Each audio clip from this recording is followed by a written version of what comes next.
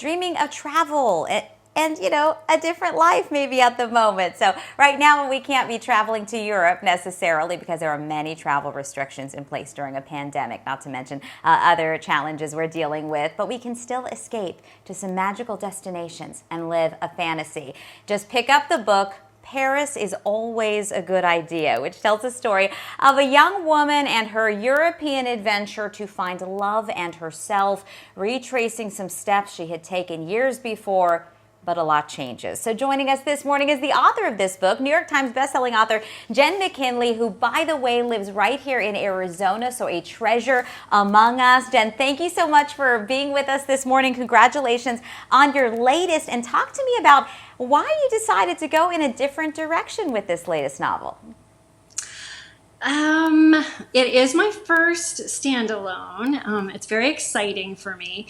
Up until now, I had mostly been writing murder mysteries, but I felt like I needed a new challenge. I felt like I wanted to take that comedy a little bit further. My mysteries tend to be I Love Lucy, Agatha Christie mashups. But my editor and I had a talk, and we thought, let's try women's fiction. So I gave it a go, and it's just been wonderful.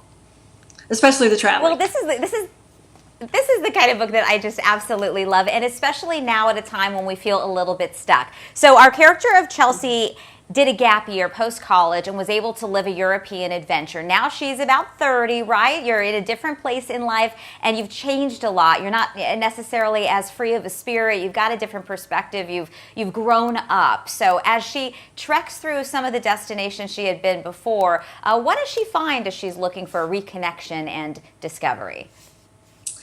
Well, she's looking for, her sister challenges her to go back and find the last time she was happy.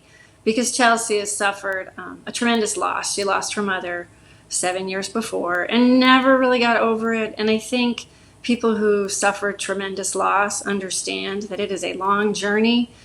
There's no rules. And for Chelsea, she just threw herself into her work, and then 7 years later wakes up and realizes she hasn't been happy since that gap year.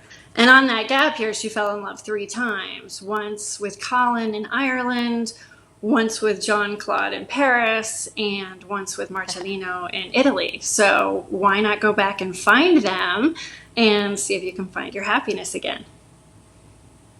It's a beautiful idea because life takes so many twists and turns, and thinking about the time that you can last say, I was truly happy, I truly felt free, is important. So that's a message to take away for all your readers. Let me ask you as we wrap up, what has life as an author been like during this pandemic? I imagine you work at home or quietly alone anyway, so has your storytelling shifted or the way that you approach your work shifted?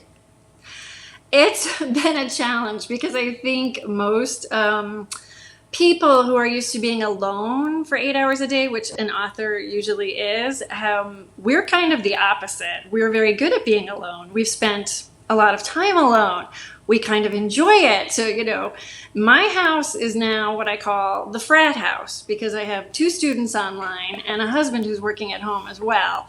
So it has become a challenge, but I'm glad that we all, get along. But my office is just a little part of the kitchen. So the run to the pantry and then, living with 3 men, I love them all dearly, but it's loud. It's very loud.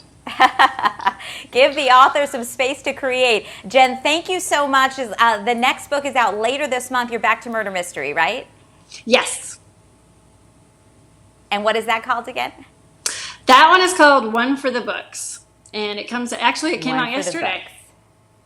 Congratulations. Well, Jenn Thank McKinlay, you. Thank you so much for sharing. So great to connect with you this morning. We appreciate it. So One for the Books available now, as you heard. And if you want to get away and find your happy place, at least along with Chelsea's journey, Paris is Always a Good Idea, available now as well. And speaking of books, our next book club discussion is happening 1 week from today, talking about Kristen Hanna's The Nightingale. So there is still time if you want to join in. It's a big book, but it's a quick read. Check out azfamily.com for stories related to reading and the complete list of books we have read together as part of the book club. We'll be right back.